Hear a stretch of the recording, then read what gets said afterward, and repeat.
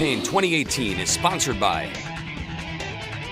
Wisconsin Hospital Association, Wisconsin Counties Association, Wisconsin Realtors Association, Marshfield Clinic Health System, AARP Wisconsin, and Campaign 2018 partner Milwaukee Journal-Sentinel.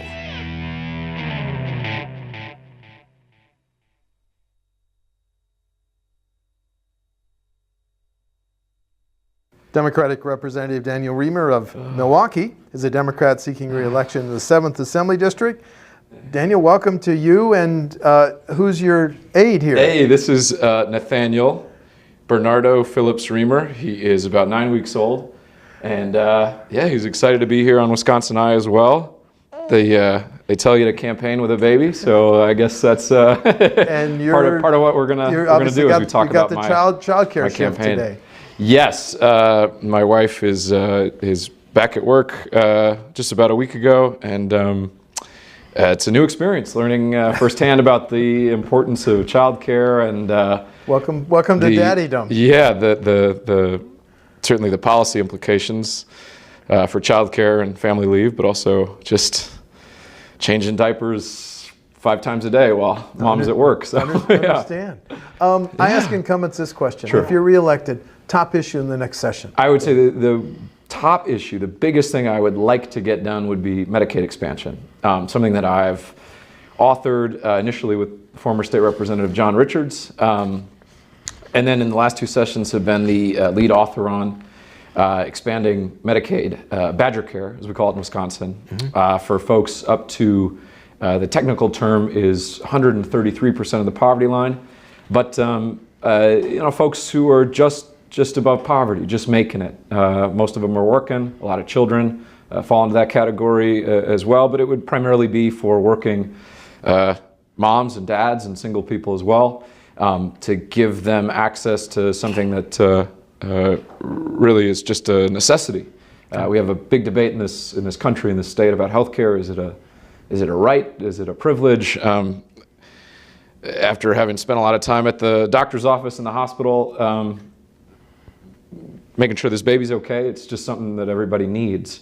Would that expansion help rural Wisconsin? It would help everybody all over the state. It would be big for folks in the community I represent, but the pitch is statewide. To the best of my ability, it's not just about helping folks in my community, although that's first and foremost. But if you can go around the state and tell folks and tell your colleagues, this is good for everybody. That's the way to do it. Because I need 49 other votes in the assembly, and, yes, and votes from senators all over the state too. And whoever the governor is, he or she would have to sign that, and they listen to voters around the state too. So you want to make sure it's not just a specific local issue, but one that is positive for everybody around the state. State government have a role in recruiting and retaining physicians, nurses, and other medical professionals, Daniel? I think so. We worked on a bill with Representative Kleefisch, who just retired. I was the co-author to try to expand an existing program. Expand might not be the right word, but allow physicians and dentists and other healthcare professionals to be eligible to apply for a grant to get their student loans repaid, something that's a big issue anyway, but especially if you rack up hundreds of thousands of dollars in student loans going to medical school, dental school, things like that, to work in free and charitable clinics. They're not always eligible, even though they're primarily serving folks who are low income. So that was a good bipartisan bill that got through the Assembly initially. Was it in the Senate it struggled? I can't remember if it was something that died in committee or if it was discussed as something that was going to go to the floor after it got out of committee but just never made it. Okay. But that's one piece of it. Other pieces of it are, I think just trying to rethink healthcare in a broader way. How do you make sure people are healthy so they're not going to the doctor? How do you incentivize the kinds of things that a lot of state employees like myself did, where you show up for a health screening and they give you a $150 reduction on your premium costs, and they say, oh boy, you gotta exercise more. You gotta watch out for your cholesterol. That's what they told me to watch out for my cholesterol, and I've been trying to be more conscious about it. But a little bit of preventative medicine at the front end would hopefully save costs in the long run, and then you still may face this issue with shortages in the workforce. But tying that into the broader healthcare discussion, I think, is absolutely important. The partnership between state government and Delta Dental that provides dental care in underserved areas at some of these clinics. Yes. Should that remain a priority in the MA budget? Yes. Unless I'm mistaking that with something else. I think if the program you're referring to is the one I'm thinking of, the answer would be yes. There was a MA pilot program for 4. This isn't the same thing? It might very well be. Okay, but you may have a better understanding. Well, MA, one of the discussions we had, I believe it was 2 budgets ago, was and it was implemented initially was a pilot to change the reimbursement rate for dental coverage for Medicaid recipients, and to do it in urban counties and in some rural counties and some counties that have sort of medium-sized cities and small towns. I believe Brown County, where Green Bay was a part of that. I think Racine County was sort of the urban county. I can't remember the other 2. And the question was, if you increase reimbursement rates for dental coverage for Medicaid recipients, do more dentists take Medicaid patients? There'd been some difficulty with that. We got a report back from the Medicaid director and from some of the dental folks, like the WDA, Wisconsin Dental Association, who were, I think, collaboratively keeping track of the data. And the answer was mixed. But that's the point of pilots in government. You try something new, you see if it works. You learn from what succeeds, you learn from what doesn't succeed, and you go forward. I just... conception that dental is sort of isolated from the rest of medical health is one that I think was a myth that was dispelled for me, especially when I started this job. And the more I've learned about how it fits into overall health, the more I think it's vitally important that it, in either the incarnation you described or the one I just described, remain a part of Medicaid and what Badger Care does. Have you worked with the issue of caregivers much at all? AARP says there are 578,000 caregivers in Wisconsin. Do we need a new law or a new rule that requires hospitals to work more closely with caregivers who are not family members? That's an interesting issue. It's not one I've given too much direct thought to. I've heard... I've thought about sort of caregiver issues from the perspective of, folks who are earning wages that aren't always enough to sustain their the middle class security for their families, and have talked with certain folks who are in that profession about that, and talked about that publicly when discussing things like the minimum wage or the earned income tax credit, which is a form of tax relief for working people who don't earn a whole lot of money. Right. But that's interesting. It's probably worth thinking about more. But not directly in that sense. The gridlock in the Capitol on highway funding, transportation funding, how should it be solved? Well, I think and I've talked about this with you and J.R. Ross. I was actually thinking about this on the car ride over as I dodged some of the potholes in my community, which I'm sure anyone who watches this around the state will relate to some extent.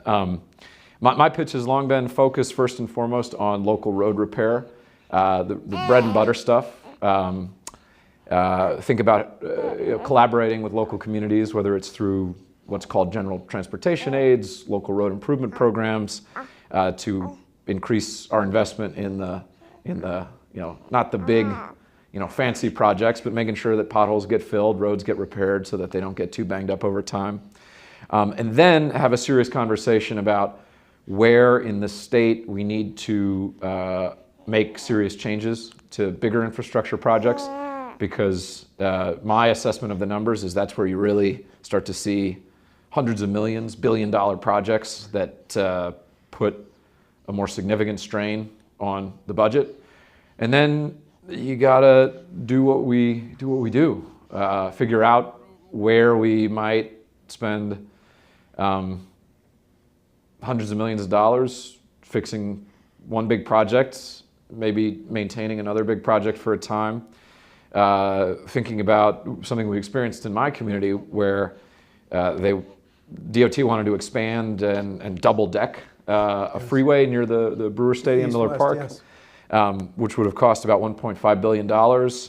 Now they're looking at cost estimates closer to $700 million. I've heard even close to $500 million. That's a major difference in the amount that the state would spend, and one where you say, you know, we're talking about a difference of $1 billion over a period of time, of course, but for a single project. And you know, I've advocated for a particular form of that project that I think would cost less and achieve the objectives of the community and the surrounding area. But I think you start with what you want to spend the money on, and then you start to have a conversation about revenue. Because, like all things, you want to keep people's taxes reasonably low, and you don't want to raise taxes unless you absolutely have to. Could you vote to raise the gas tax, the registration fee, or that T word, tolling? I think the state of Wisconsin needs to start thinking differently about transportation revenue. For instance, if in 10 years most cars are hybrid or electric, the gas tax is already irrelevant. Tolling in the traditional sense, where you drive through a specific toll, may not reflect the wear and tear that happens to local roads, which is what most people care about. So if we're talking about tolling in the sense of something like vehicle miles traveled, sort of utility or something else, then maybe. I hope this is a way to indicate I'm open to conversations about this. I do think, prior to, because we were involved in these specific discussions where the department wanted to spend $1 billion more than they needed to, which is my opinion, the opinion of most of the folks in the district that I represent. My first pitch is look at spending, think about how to cut down on things that we don't need, and then start the conversation about revenue. And I really, in my time in the legislature, I've noticed that the conversation always starts with, well, do we raise the gas tax or not? Which I think is not worth, dodging. But I think it's the second part of a two-part problem, if that makes sense. So again, I'm not trying to tiptoe around it too much. I think under some circumstances there would be grounds for raising revenue to fix the things that most people want to fix that make the most sense. But when people don't have faith that the money's going towards something that they want, building a double-decker freeway when potholes aren't getting fixed, it's hard for me to go to my constituents and say, oh, I'm in favor of raising your taxes. That's a tough sell, and it's one I don't agree with. It's one most people don't agree with. I think that's true around the state, too. Local governments have been living with levy limits for about 14 years. Yeah. Is it time to keep them, get rid of them, or dial them back? I think they've got to make the state's got to make some kind of increase in shared revenue as a starting point. That's been flat or declining, certainly declining in real dollar terms against inflation. But you don't want to pass the buck. You don't want to just say, oh, we've kept your shared revenue flat for, what is it? It's been more than a decade, right? I mean, certainly, yeah. I think it's been more than a decade. And I know it blips up and down, but generally speaking, it's been over time. It's been no baseline increase. Right. It's been flat, which means it declines in real terms because the costs of things go up. So I'd say start with shared revenue increase, just because some of the basics are getting out of reach for local communities, and then if under some circumstances you say, well, communities like the ones I represent, Milwaukee, West Dallas, Greenfield, West Milwaukee, have some pitch about raising local revenue through some system that makes sense. You stay open to those ideas, but really state government has dodged its responsibility which is more than a century old, which is to say to local communities, you stop taxing all the things they taxed before 1911, but we will provide you through the revenue we collect through the income tax mostly, resources to pay for police and fire and fix local roads. The state's gotta make a change. I mean, I know there's a lot of politics around that, and some of that occurred before I got there. But you know, to your neighbor, all the little fights we have between local government and state government don't matter when they're driving over potholes, and the police response time is 2 minutes, 5 minutes, 10 minutes slower than it used to be. We've got to figure that out and make it right. Why did you vote against tax breaks for both Foxconn and Kimberly-Clark? I kept an open mind about Foxconn. I think I might be one of the few people who read the whole bill, all 38, 40, 45, whatever pages of it, plus amendments and the fiscal analysis. I keep an open mind about direct government funding for jobs because I'm a believer in the New Deal. I think that's an approach that is effective for reducing unemployment, for raising people out of poverty. But I don't believe fundamentally that the state should provide large foreign corporations billions of dollars for jobs and investment promises that I'm skeptical of, given this particular company's track record of making big promises in states like Pennsylvania or countries like Brazil, some other places, and then disappearing. I think it's always dangerous when the government gets involved in picking winners and losers. Why does one big company get this massive break when other small businesses in the community that I represent don't? At some point the bill is going to come due, and we're going to. Kimberly-Clark was the first in that old cliche: you give a mouse a cookie, he's going to want a glass of milk, and all the other mice are going to want cookies. I don't know where you go with that, but at a certain point, the state of Wisconsin simply can't afford to give every business a Foxconn-like deal. That would bankrupt the whole state.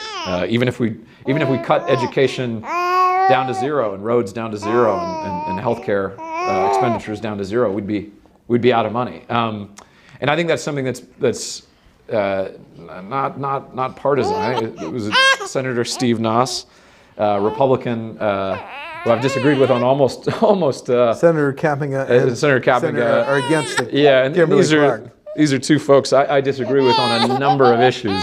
They recognize pretty quickly that we can't do this. If we go down this road, the state's really in trouble. And their view of government's very different than mine. So Nathaniel's getting a little restless. Yeah.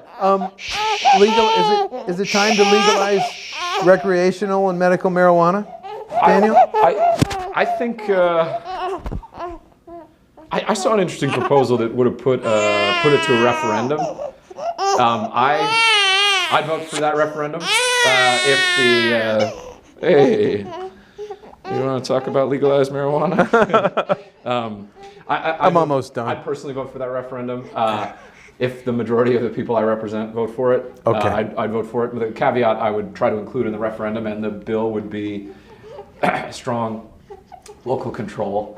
Okay. You want local communities to have a say in, dispensaries in their neighborhood the same way.